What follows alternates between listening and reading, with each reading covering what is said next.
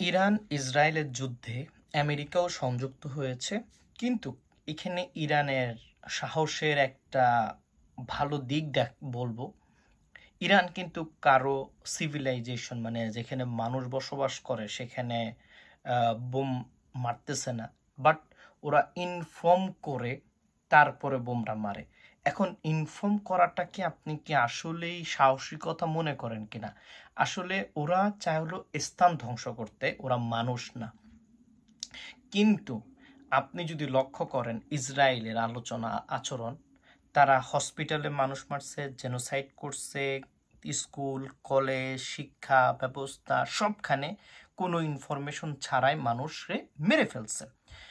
ঠিক যদি আপনি আমেরিকার দিকে তাকান, আমেরিকাও কিন্তু সেইভাবেই ওরা যে লাস্টে পারমাণবিক বোমা 3টা জায়গায় আক্রমণ করছে, কোনো ইনফর্ম করে নাই, কিছুই করে নাই।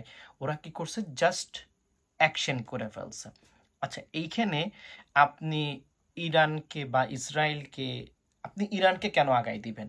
আমি এখানে ইরানকে এই জন্য আগায় দিব, তারা ইনফর্ম করে, আপনাকে সময় দেয়, আপনি ওই জায়গা থেকে চলে যান। আমি জায়গাটা ধ্বংস করতে চাই, কিন্তু আমি মানুষ মারতে চাই না। সেই জন্য ইরান যে পরিমাণ আক্রমণ করছে ইসরায়েলের প্রতিবার আক্রমণে কিন্তু ইরানের মানুষ মারা গেছে, কোনো হুঁশিয়ারি ছাড়াই মানুষকে মেরে ফেলা হয়েছে, জেনোসাইড করা হয়েছে। এইটা নিয়ে আলোচনা করে না বিশ্ব মিডিয়ার ভিতরে, কিন্তু ইসরায়েলের ধ্বংস হয়েছে, ইসরায়েল তো মানুষ মারা কম গেছে, শুধু সিভিলাইজেশনে হসপিটাল আঘাত করছে। তো এটা নিয়েও কিন্তু তারা কান্নাকাটি করে। যাই হোক, এটা মানে ওয়েস্টার্ন যে মিডিয়াগুলো আছে তারা আসলে কতটা ভালো আমার আগের ভিডিওগুলো দেখলে আপনারা বুঝবেন, সেটা নিয়ে আমি অলরেডি কথা বলছি। বাট এখানে প্রবলেমটা হইলো এই জায়গায় যে ইসরায়েল কি ভীতু কিনা। ইসরায়েল আসলে একটা ভীতু কান্ট্রি, বা ইউরোপ যে কান্ট্রিগুলো আছে ধরেন ফ্রান্স, মানে যদি পুতিনকেও বলি, এরা কি আসলে ভীতু কিনা? এরা আসলেই ভীতু। মানে এরা কেন এত ভীতু? কারণ এরা নিজেদের জীবনের মানে ভয় বেশি পায়, মৃত্যুকে বেশি ভয় পায়। কিন্তু সেইখানে ইরান বা ধরেন মানে বিশ্বের অন্য মুসলিম কান্ট্রি দেশগুলো, তারা কিন্তু মানে এতটা ভয় পায় না মৃত্যুকে। তো এদেরকে এতবার ইনফরমেশন করার পরও তারপরও তারা কি করে নাই, মানে ঘর থেকে মানে তাদের যে আস্তানা আছে আস্তানায় যায় না। ইসরায়েলের ধ্বংস হয়েছে, মেলায় ক্ষতি হয়েছে, ইসরায়েলের অনেক ক্ষতি হয়েছে, ইসরায়েল অনেক পিছায় গেছে। যদিও এইটা আবার পোষায় দিবে আমেরিকা তাদের মানুষের কাছ থেকে ট্যাক্স নিয়ে, তারপরে আমরা যে ট্যাক্স টুক্স পে করি এগুলা থেকেও কিন্তু মোটামুটি একটা ইসরায়েলকে একটা সাপোর্ট দেওয়া হবে। হ্যাঁ, ইসরায়েলকে একটা সাপোর্ট দেওয়া হবে, কারণ না হলে মোসাদ যে আছে তারা কিন্তু অবশ্যই আমেরিকা এবং ইউকের উপর আক্রমণ শুরু করবে, ইন্টেলিজেন্সে আক্রমণ করবে। তখন তো এটা ইন্টেলিজেন্সই ভেরি ইম্পর্টেন্ট, সেজন্য তারা অবশ্যই তাদেরকে তারা ইসরায়েলের হাতে বন্দি। এখন ইসরায়েল রাজত্ব করতেছে শুধু মুসাদের কারণে, ইন্টেলিজেন্সের কারণে।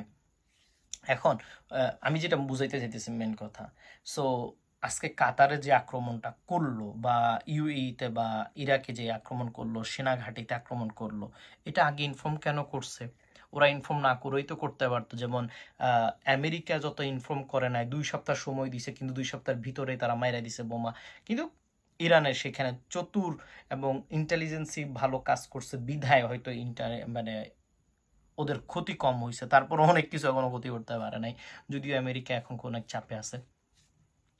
এখানে আমি যে বিষয় আপনাদেরকে ইনফর্ম করতে চাইতেছি, আমেরিকারে কেন বা আরব আমিরাতকে বা ইরাককে কেন ইনফর্ম করলো যে তোদের এখানে আমরা মারবো, তোরা সবকিছু গুটায় রাখ।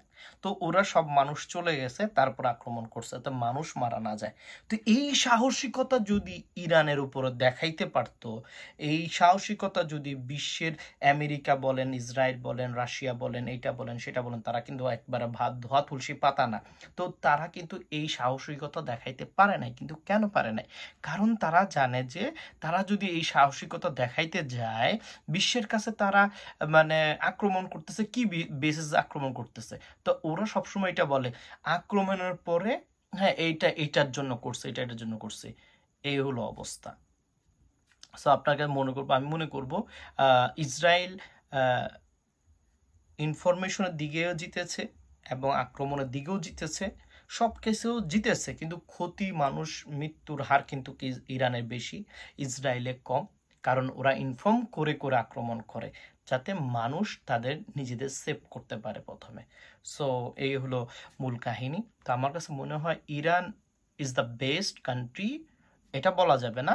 তারা মানুষ মারবে না, সেটা তাদের প্রায়োরিটি ফার্স্ট, এটা তারা রাখে। কিন্তু ইরান, ইসরায়েল বলেন, আমেরিকা বলেন, অন্য অন্য যে কান্ট্রিগুলো আছে, তাদের উদ্দেশ্য লক্ষ্য হলো শান্তির কারণে মানুষ মারো। এটা নিয়ে আমি আলোচনা করছি অন্য একটা ভিডিওতে। আসসালামু আলাইকুম।